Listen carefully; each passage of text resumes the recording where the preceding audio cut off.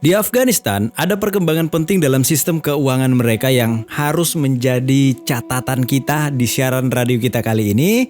Maka izinkan saya untuk sedikit memberikan informasi apa yang bisa kita pelajari dari mereka.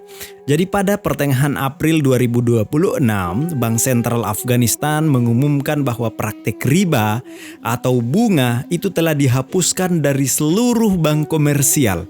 Nah, sebagai gantinya, bank-bank kini beroperasi menggunakan prinsip perbankan Islam. Nah, para pendengar semua, ini bukan sekedar perubahan istilah saja. Ini perubahan cara kerja. Ini perubahan sistem. Tidak lagi ada skema pinjaman dengan bunga yang kemudian harus terus dibayar, mencekik, meski dalam kondisi atau kemampuan sang peminjam itu sedang tidak baik-baik saja.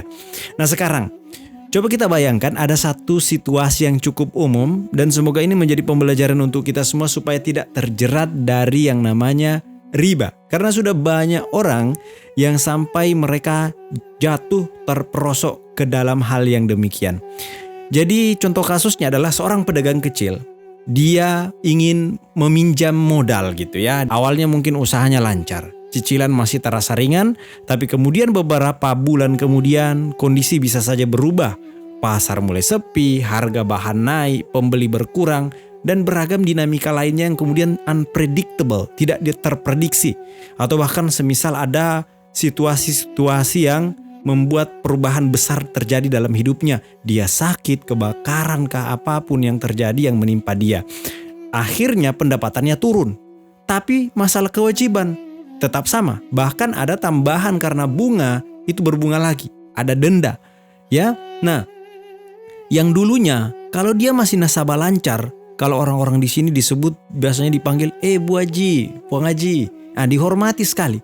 Tapi begitu sudah masuk statusnya tidak lancar, nunggak, wah ini pihak bank sudah mulai main gertak gitu ya.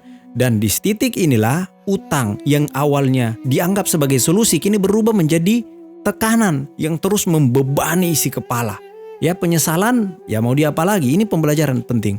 Nah, disitulah arus kas itu terganggu. Tabungan habis, aset kemudian akhirnya harus dijual, bahkan sampai dilelang.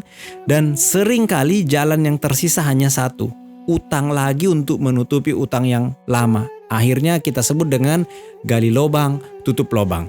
So, para pendengar, inilah yang disebut sebagai lingkaran utang. Biasanya orang sebut ini lingkaran setan. Seseorang terus bekerja tapi hasilnya habis untuk membayar kewajiban yang tidak pernah benar-benar selesai. Demikianlah sistem ini berjalan. Resiko sepenuhnya ditanggung oleh peminjam, sementara yang memberikan pinjaman sudah mereka kunci keuntungannya sejak awal yang harus mereka dapatkan gitu ya. Ini baru satu aspek loh. Belum kita bicara tentang dosa-dosanya riba ini. Dan sebagai muslim ini salah satu yang penting. Sebagaimana kita ketahui bahwa orang yang kemudian memakan riba seperti mereka mengajak Allah dan Rasulnya untuk berperang. Ya, mau memerangi Allah dan Rasulnya. Nah, teman-teman semua, mengapa perubahan di Afghanistan ini disebut sebagai perubahan yang dianggap signifikan? Sedikit cerita bahwa perubahan ini tidak serta terjadi tiba-tiba. Prosesnya itu sudah berjalan sejak 2002 setelah perubahan kekuasaan terjadi di negeri tersebut.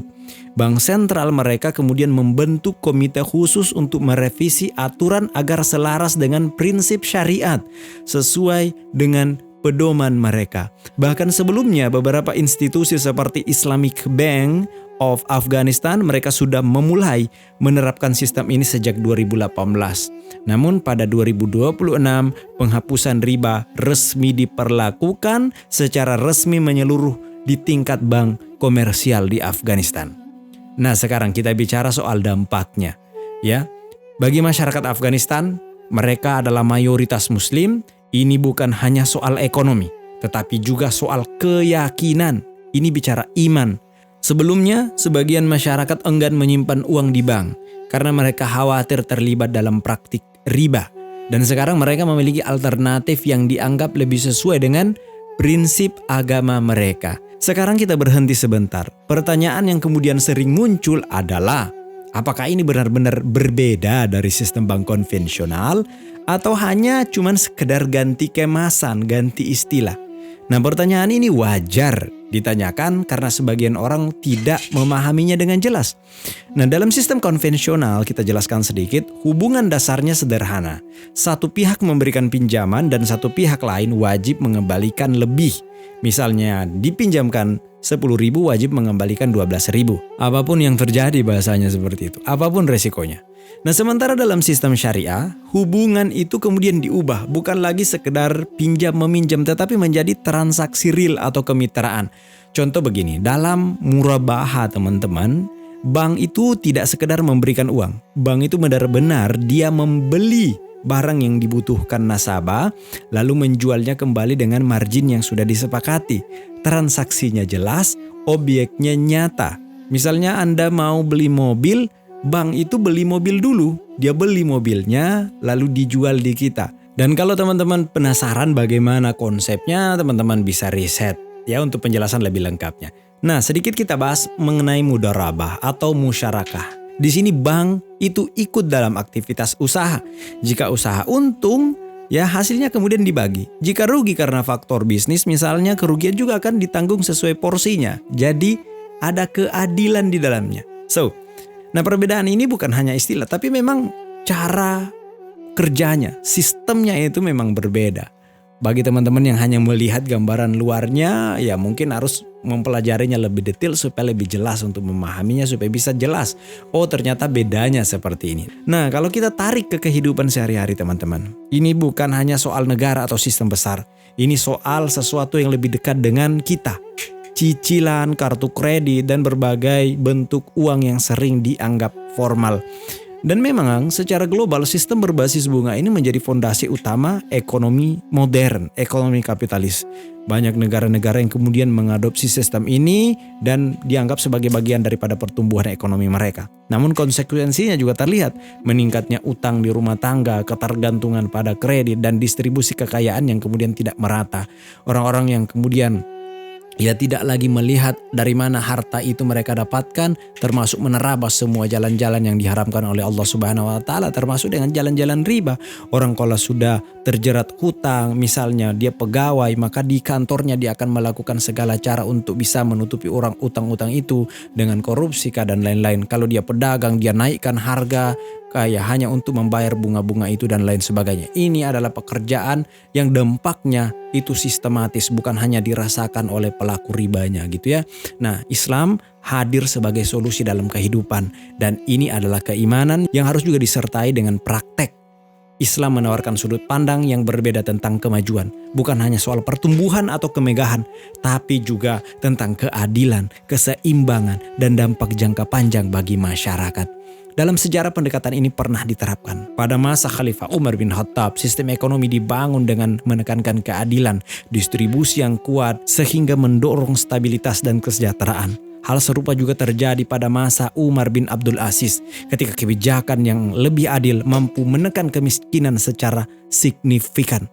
Jadi ketika ditanyakan kepada orang-orang beriman, mereka berani mengeksekusi perintah Tuhan bahkan sebelum ada data mengungkapkan bahwa mereka akan profitkah, mereka akan untung di kemudian hari.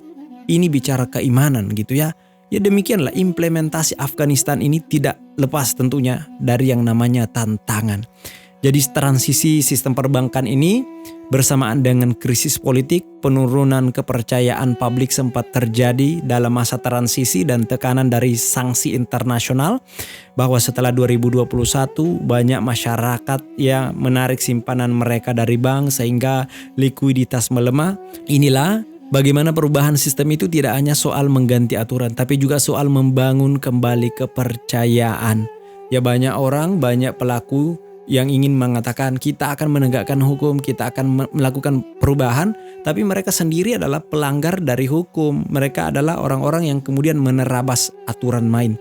Tapi di Afghanistan, mereka adalah orang-orang yang memang kita lihat mereka punya kefakihan dalam urusan ilmu. Mereka adalah ulama ahli hadis yang mereka punya pengetahuan dengan apa yang kemudian sedang mereka kerjakan pada saat ini. Dan para pendengar, bagian yang sering luput ya selama hampir 2 dekade kita ketahui bahwa Afghanistan ini berada dalam pengaruh sistem ekonomi global yang didominasi oleh pendekatan barat, baik dalam struktur perbankan maupun cara pandang mereka terhadap uang dan utang. Namun Yang terjadi bukan sekedar indoktrinasi dalam arti sempit ya, melainkan pembentukan kebiasaan dan standar berpikir orang-orang di sana dipengaruhi. Generasi yang tumbuh pada dalam periode-periode tersebut terbiasa melihat bunga, terbiasa dengan sistem ekonomi kapitalis. Kalau selama ini manusia mengikuti sistem yang dibangun semata-mata di atas logika keuntungan, atau berani kembali pada sistem yang juga mempertimbangkan bukan hanya keuntungan tapi keadilan, risiko dan nilai yang diyakini. Dalam terminologi Islam kita sebut sebagai iman ya. Bagi seorang muslim jawabannya tidak selalu diukur dari cepat atau lambatnya hasilnya, tapi dari keyakinan bahwa apa yang ditetapkan Allah meskipun tidak selalu terlihat cepat hasilnya, tapi akhirnya akan selalu membawa kebaikan yang lebih luas. Ketika kita jalankan perintah Allah, maka mudah bagi Allah untuk menurunkan keberkahan dari langit, menumbuhkan dari bumi, dan segala bentuk rezeki yang datangnya bisa dari arah mana saja. Karena ini bukan sekedar perbedaan sistem, tapi perbedaan cara melihat realitas, perbedaan iman, sudut pandang gitu ya. Ini seperti dua orang berjalan di malam hari. Satunya hanya mengandalkan apa yang dia bisa lihat di depan matanya. Yang satu lagi, dia mengikuti peta yang dia kini benar. Meskipun jalannya gelap dan belum sepenuhnya terlihat, bagi orang pertama, langkah orang kedua mungkin terlihat lamban, bahkan tidak efisien. Namun bagi orang kedua, dia tidak sekedar berjalan, dia sedang menuju arah yang dia yakini pasti. Dan itulah jalan menuju kebenarannya Allah Subhanahu wa Ta'ala. Para pendengar, dalam konteks ini keimanan bekerja seperti peta itu. Ia tidak selalu membuat perjalanan terlihat mudah, tetapi memberikan keyakinan bahwa arah yang ditempuh tidak salah. Karena itu pertanyaan terpentingnya bukan hanya apakah sistem ini akan langsung berhasil, tetapi apakah ini arah yang benar untuk diikuti.